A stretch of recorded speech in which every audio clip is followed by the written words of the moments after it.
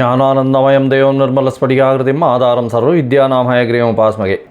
Astro TV நேயர்களுக்கு astro KS ஐயங்காரின் பணிவான நமஸ்காரங்கள். வார பலன் 9/9/2024 15/9/2024 வரை உண்டான வாரத்திற்கு என்னென்ன பலன்கள் அப்படின்றத பார்க்கலாம். முதல்ல இந்த வாரத்தினுடைய கோல்சாரம் என்ன, இந்த வாரத்தில் வரக்கூடிய அதாவது விசேஷ நாட்கள் என்ன, இந்த வாரத்தில் எந்தெந்த ராசிக்காரர்களுக்கு சந்திராஷ்டமம் அப்படின்னு ஒன்று ஒன்றா பார்க்கலாம். இந்த வாரத்தில் இருக்கக்கூடிய கோல்சாரம் அப்படின்னு பார்த்தோமே ஆனால் ரிஷப ராசியில் குரு, மிதுன ராசியில் செவ்வாய், சிம்மத்தில் சூரியனும் புதனும், கன்னியில் சுக்கிரனும் கேதுவும், கும்பத்தில் சனி பகவான் வக்ரகதியில் இருக்கார், ராகு 12ஆம் இடத்துல அதாவது மீனத்தில் ராகு இருக்கார். இந்த வாரத்தில் பார்த்தீங்கன்னா அதிவேகமாக செல்லக்கூடிய கிரகமான சந்திரன் துலா ராசி விசாக நட்சத்திரத்திலிருந்து இந்த வாரத்தை ஆரம்பிக்கிறார். இந்த வாரத்தில் இந்த துலா ராசியிலிருந்து மகர ராசி அவிட்ட நட்சத்திரம் வரலும் போகிறார். மகர ராசியில் இருக்கக்கூடிய அவிட்ட நட்சத்திரம் வரலும் போகிறார். இதன் மூலியமாக துலாம், விருச்சிகம், தனுசு, மகரம் இந்த 3 ராசிகள் முக்கியமாக போகிறது. துலா ராசி காத்தாலே வந்துடுறார். அவர் காத்தாலே விருச்சிக ராசிக்குள்ளே வந்துடுறார் துலா ராசியிலிருந்து சந்திரன். இந்த வாரத்தில் வரக்கூடிய விசேஷ நாள் அப்படின்னு பார்க்கும்பொழுது சஷ்டி விரதம் இந்த வாரம் ஆரம்பிக்கும் பொழுது 9ஆம் தேதி அன்றைக்கி 9/9/2024 சஷ்டியில் விரதம் இருந்தால் அகப்பையில் வரும் அப்படின்னு சொல்லக்கூடிய விஷயம். முருகனுக்கு சஷ்டியில் விரதம் இருப்பா எல்லா விதமான தோஷங்களும் செல்லக்கூடியது. குழந்தை பிராப்திக்கு பார்த்து கொண்டிருப்பவர்கள் குழந்தை பிராப்திக்காக இந்த சஷ்டி விரதம் கடைபிடிக்கிறது ரொம்ப விசேஷம்.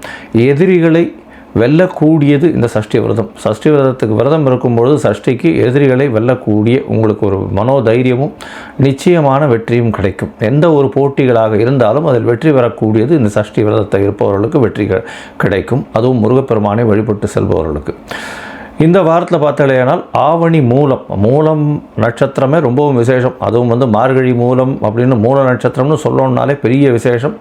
அதாவது சரஸ்வதி தேவியின் பிறப்பு, அதை தவிர ஆஞ்சநேயரன் பிறந்த தினம் என்று சொல்லக்கூடியது ஆவணி மூலம் அதாவது மார்கழி மூலம் ரொம்பவும் விசேஷம். மூல நட்சத்திரம்னு எடுக்கும்பொழுது ஆவணி மூலத்தில் பார்த்தாலேனால் சிவபெருமான் திருவிளையாடல் செய்த நிறைய விஷயங்கள் இந்த ஆவணி மூலத்தில் இருக்குது. அதனால் ரொம்ப விசேஷம் பெற்றது. மதுரை மீனாட்சி சுந்தரர் கோவிலில் ரொம்ப விசேஷம் 10 நாள் கொண்டாடக்கூடிய விசேஷமாக இருக்கும். இந்த ஆவணி மூலத்தில் பார்க்கும்பொழுது இந்த நரியை பரியாக மாற்றியது மாணிக்கவாசகருக்கு சொன்னது அதெல்லாம் இந்த ஆவணி மூலத்தில் தான் நடந்தது. ரொம்பவும் விசேஷமான நாளாக எடுத்துக்கொள்ளப்பட்டு இந்த ஆவணி மாதத்தில் வரக்கூடிய மூல நட்சத்திரம். இந்த வாரத்தில் பார்த்தாலேனா ஸ்ரவண நட்சத்திரம் 15ஆம் தேதி அதாவது ஞாயிற்றுக்கிழமை அன்றைக்கி பார்த்தாலேனா திருவோண நட்சத்திரம், ஓணம் பண்டிகை அன்றைக்கி. அது ஒரு பெரிய விசேஷம். கேரளாவில் பார்த்தாலேனா திருவோணம் பெரிய விசேஷமான பண்டிகை. என்ன திருவோணத்தில் அப்படின்னா மாபலி திருப்பி அதனுடைய மக்களை பார்க்க வராருன்றது எல்லாரும் சந்தோஷமாக கொண்டாடக்கூடிய நாளாக வைக்கிறது அது திருவோணம். அது தவிர இந்த அத்திப்பூ கோலம் போடுறது அதெல்லாம் ரொம்ப விசேஷம் இருக்கும். அதே அன்றைக்கி வாமன ஜெயந்தி. திருவோண நட்சத்திரத்தில் பிறந்தது வாமன ஜெயந்தி. வாமனனாக குள்ள மனிதனாக பிறந்த பெருமாள் குள்ள மனிதனாக பிறந்ததாக சொல்லக்கூடியது வாமன ஜெயந்தி. ஸோ இந்த வாரம் வரக்கூடியது ரொம்ப விசேஷமான காலங்கள் இந்த 3. இந்த வாரத்தில் வரக்கூடிய சந்திராஷ்டமம் எந்தெந்த ராசிக்கு அப்படின்னு பார்த்தால் மேஷம், ரிஷபம், மிதுனம் இந்த 3 ராசிக்காரர்களுக்கும் சந்திராஷ்டமம் இருக்குது. சந்திர பகவான் உங்களுடைய ராசிக்கு 8ஆம் இடத்துல மறைந்து இருக்கக்கூடிய காலகட்டத்தில் சந்திராஷ்டமம்னு சொல்கிறோம். சந்திராஷ்டம காலகட்டத்தில் தவறான முடிவுகள் எடுக்கக்கூடும். ஏன்னா சந்திர பகவான் மதிகாரகன். அவர் மறைந்திருக்கும் பொழுது மதி கெடக்கூடிய வாய்ப்பு உண்டு. தவறான முடிவுகள் எடுக்கக்கூடும் அப்படின்றத சொல்கிறோம். ஒருவேளை நீங்கள் ஏதாவது ஒரு முடிவு எடுத்து அதை பண்ண வேண்டிய செயலாற்ற வேண்டிய கடமையாக இருந்ததே ஆனால் அது சந்திர பகவானுக்கு உண்டான எளிய பரிகாரம் அப்படின்னு சொல்லக்கூடியது. அருகில் இருக்கக்கூடிய சிவன் கோவிலில் போய் ஒரு 1/2 டம்ளர் பசும்பால் கொடுத்துட்டு வர்றதன் மூலியமாக சந்திராஷ்டமத்தின் தாக்கம் குறையும். சரி, இந்த வாரம் மேஷம் முதல் மீனம் வரை 9/9/2024 15/9/2024 வரை உண்டான நாட்கள் எப்படி இருக்குது அப்படின்றத பார்ப்போம். அதற்கு முன்னாடி என்னுடைய மொபைல் நம்பர் கீழே ஸ்க்ராலிங்கில் வரும். உங்களுக்கு அஸ்ட்ராலஜிக்கல் கன்சல்ட் தேவைப்பட்டதுன்னா எனக்கு ஃபோன் பண்ணுங்க. உங்களுடைய date, time, place of birth, உங்களுடைய பெயர், உங்களுடைய தாய் தகப்பனின் பெயர் அனுப்பி வைங்க. என்னுடைய கட்டணம் என்னன்னு சொல்கிறேன். அதுக்கப்புறம் உங்களுக்கு ஜாதகத்தை போட்டு சந்தி இருக்கான்னு பார்க்குறேன்.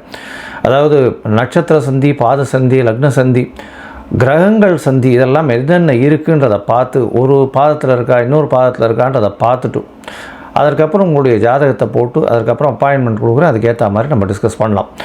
எனக்கு தெரிஞ்சு நிறைய பேர், அதாவது மோர் தென் என்ன சொல்கிறது, ஒரு 40 வயசுக்கு மேலே 50 வயசுக்கு மேலே இருக்கவாள்லாம் வந்து ராசி சந்தி நட்சத்திர சந்தியில் ரொம்பவும் அவளுக்கு எந்த ராசின்னே தெரியாமல் அர்ச்சனை பண்ணிட்டு இருக்கா இன்னும் கோவிலில் போய். அதாவது துலா ராசி விசாக நட்சத்திரமா இல்லை விருச்சிக ராசி விசாக நட்சத்திரமானே தெரியாது சில பேருக்கு.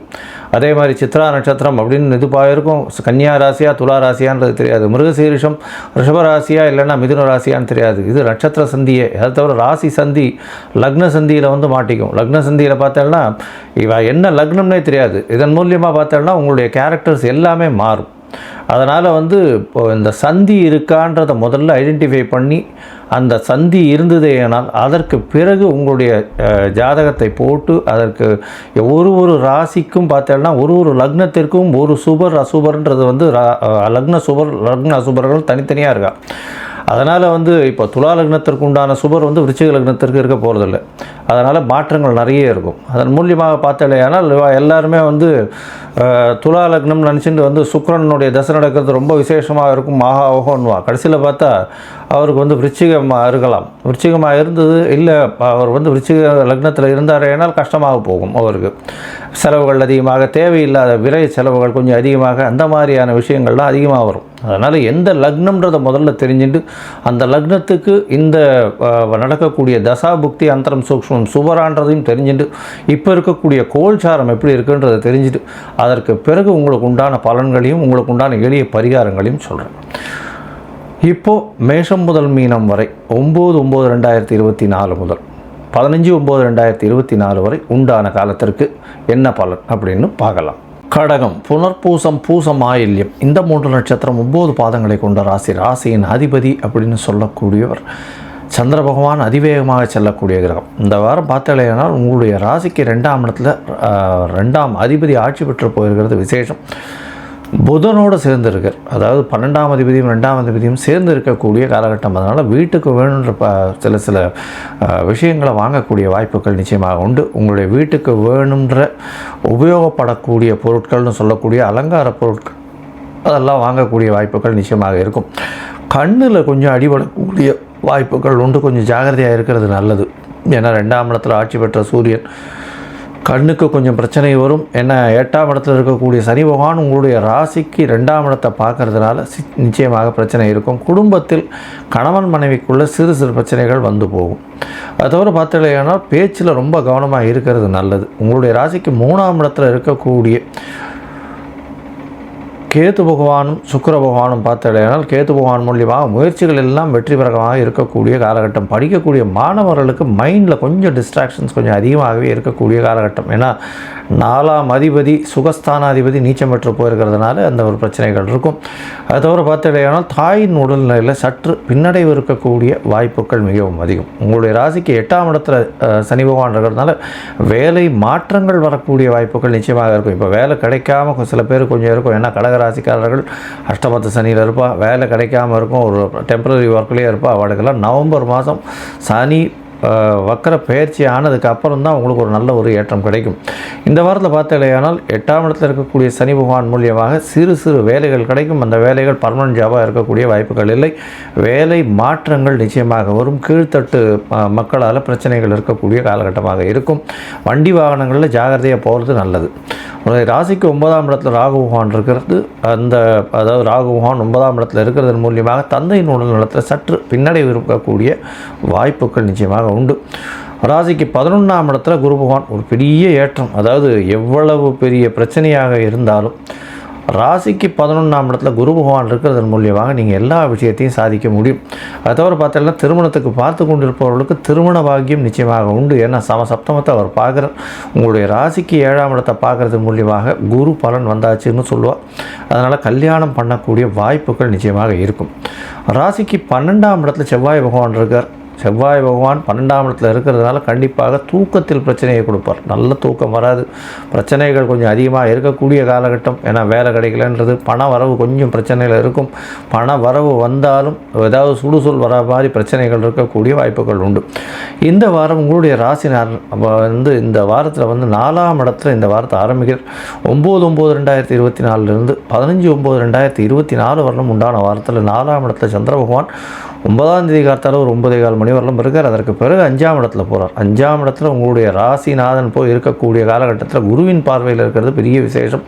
இதன் மேல் மூலியமாக குரு சந்திர யோகம் அமையிறது. அதனால் திருமணமாகி ரொம்ப நாள் குழந்தை பிராப்தி இல்லாதவர்களுக்கு குழந்தை பிராப்தி ஏற்படக்கூடிய வாய்ப்புகள் உண்டு. ஏன்னா 5ஆம் இடத்தில் ராசிநாதனை புத்திர காரகனான குரு பகவானை பார்க்குறது பெரிய விசேஷம். குழந்தைகள் மூலியமாக நல்ல ஒரு பெருமை வரக்கூடிய வாய்ப்புகள் நிச்சயமாக உண்டு. உங்களுக்கு புதிய பதவி புகழ் அந்தஸ்து கௌரவம்லாம் வரக்கூடிய வாய்ப்புகள் இந்த வாரத்தில் வரப்போகிறது. ராசிநாதனான சந்திர பகவான் உங்களுடைய ராசிக்கு 5ஆம் இடத்துலேருந்து 6ஆம் இடத்துக்கு போகிறார். அது 9ஆம் தேதி காலை 9:15 மணியிலிருந்து 11ஆம் தேதி மாலை 6 மணிக்கு மேலே பார்த்தாலேயானால் 6ஆம் இடத்துக்கு போகிறார் சந்திர பகவான். செவ்வாயும் சந்திரனும் ஒருவருக்கொருவர் சப்தம பார்வையில் இருக்கிறதுனால சந்திர மங்கள யோகம் அமையிறது. அதனால் புதுசாக வீடு வாங்குறதுக்கு கடன் வாங்குவீங்க. கடன் வாங்கக்கூடிய காலகட்டமாக அமைய போகிறது. வீடு விற்கணும்னு பார்த்துட்டு இருப்பீங்க. ஏன்னா பிரச்சனைகளில் கொஞ்சம் சில பேருக்கு கடகராசிக்காரர்களுக்கு இருக்கும். அதனால் வீடு விற்கணும்னு பார்த்துட்டு இருக்கவங்க இந்த காலகட்டத்தில் சுமூகமாக அந்த வீடு நல்ல ஒரு விலைக்கு போகக்கூடிய பாக்கியம் நிச்சயமாக உண்டு. உங்களுடைய ராசிக்கு சப்தமத்தில் சந்திர பகவான் வரார். உங்களுடைய வீட்டையே பார்க்கக்கூடிய காலகட்டமாக இருக்குது. குருவின் பார்வையில் சந்திர பகவான் இருக்கார். நல்ல ஒரு ஏற்றம் கிடைக்கக்கூடிய காலகட்டம் இது. பார்த்தாலேயானால் 11ஆம் தேதியிலிருந்து 14ஆம் தேதி வரணும். அதாவது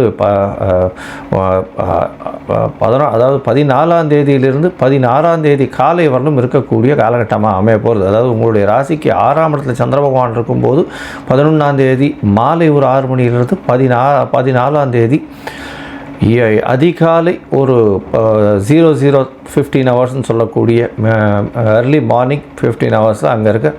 அதற்கு பிறகு சந்திர பகவான் உங்களுடைய ராசிக்கு 7ஆம் இடத்துக்கு போகிறார். 7ஆம் இடத்துக்கு போகக்கூடிய காலகட்டத்தில் பார்த்தாலேயானால் 14th அன்னைக்கு ஏர்லி மார்னிங்லேருந்து 16th அன்னைக்கு மார்னிங் ஒரு 3:30-4 மணி வரலும் இருக்கக்கூடிய காலகட்டமாக இருக்குது.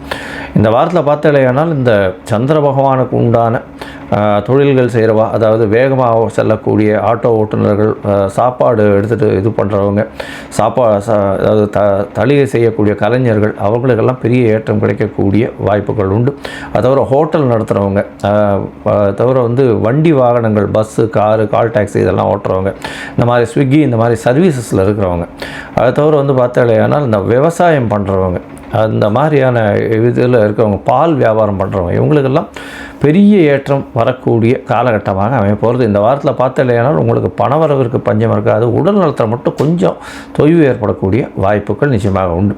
இந்த வாரத்தில் பார்த்தீங்கன்னா அருகில் இருக்கக்கூடிய பெருமாள் கோயிலுக்கு போங்க. அங்கே போயிட்டு உங்களால் முடிஞ்சது ஒரு அதாவது துளசி மாலை வாங்கி போட்டு வாங்க. ஏன்னா ஒரு நல்ல ஒரு ஏற்றம் மாற்றம் உங்களுக்கு வரும். ஏன்னா இந்த வாரத்தில் பார்த்தீங்கன்னா 15ஆம் தேதி அன்றைக்கி திருவோணம் வருது, ஓணம் பண்டிகையும் வருது. அதனால் பெருமாள் கோயில் போயிட்டு வர்றதன் மூலியமாக எல்லா விதமான ஏற்றங்களும் உங்களுக்கு நிச்சயமாக வரும்.